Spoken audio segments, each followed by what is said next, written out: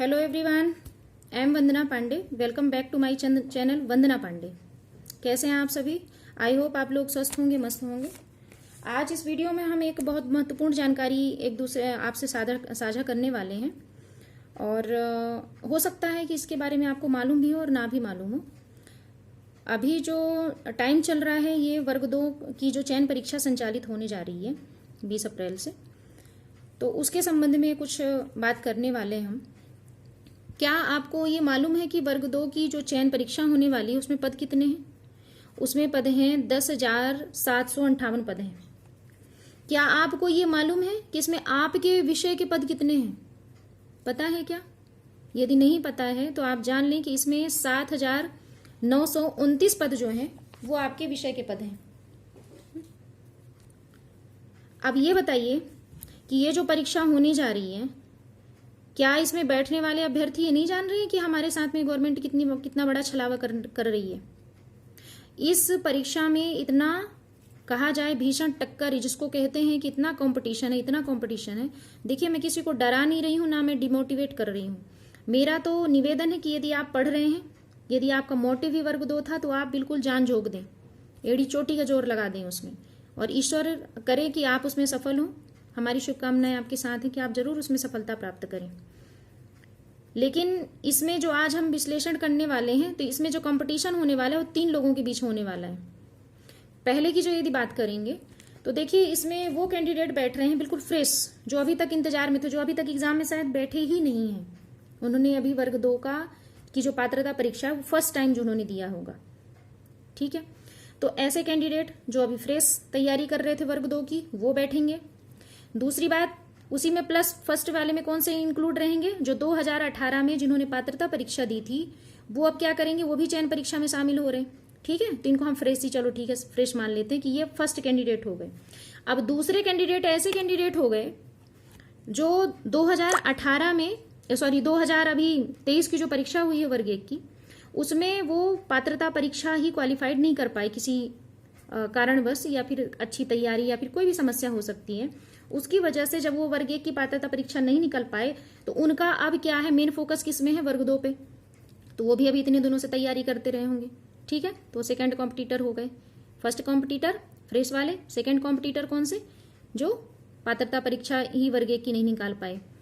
अब तीसरे कॉम्पिटिटर की मैं बात करती हूँ। तीसरे कॉम्पिटिटर में वो कॉम्पिटिटर आते हैं जिन्होंने वर्ग 1 2023 का एलिजिबिलिटी टेस्ट भी निकाला और सिलेक्शन टेस्ट भी निकाला, लेकिन दुर्भाग्यवश वो वेटिंग में आ गए।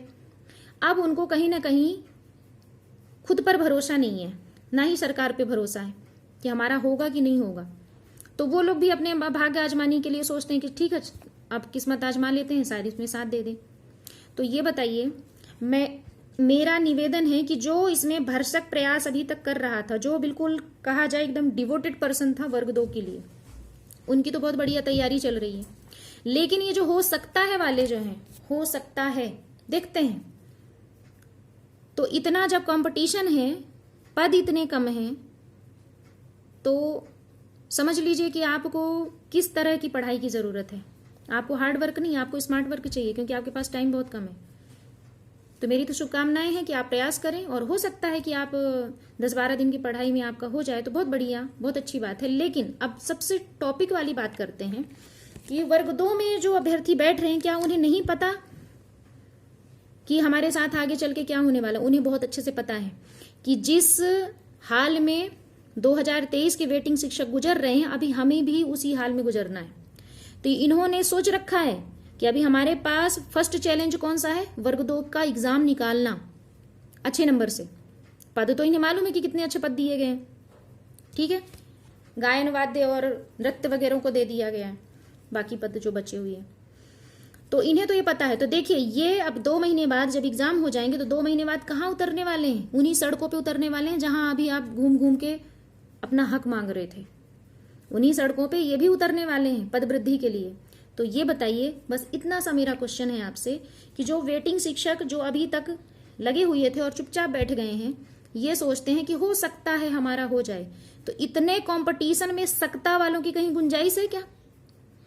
अब सत्ता वालों की उन्हीं की गुंजाइश है जो नहीं माना जाता कि चलो ठीक है, अच्छे ब्रॉड माइंडेड हो, बहुत अच्छा उनका स्किल हो, बहुत अच्छी प्रिपरेशन हो, बहुत अच्छे से प्रिपरेशन वो पहले से भी करते आए हैं, तो ऐसे लोगों को कहा जा सकता है कि ठीक है उनकी सब नाम, बाकी बाई लक भी हो सकता है।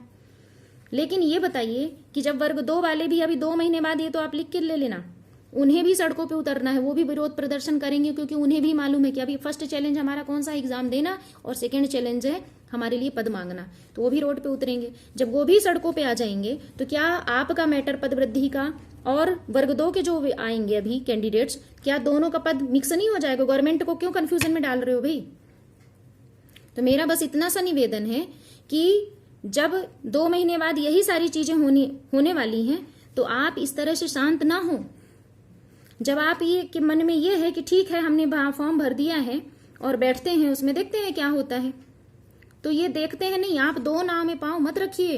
यदि आप 2 नाव में पांव रखेंगे तो आप डूब जाएंगे, ना आप इधर के रह जाएंगे ना उधर के रह जाएंगे।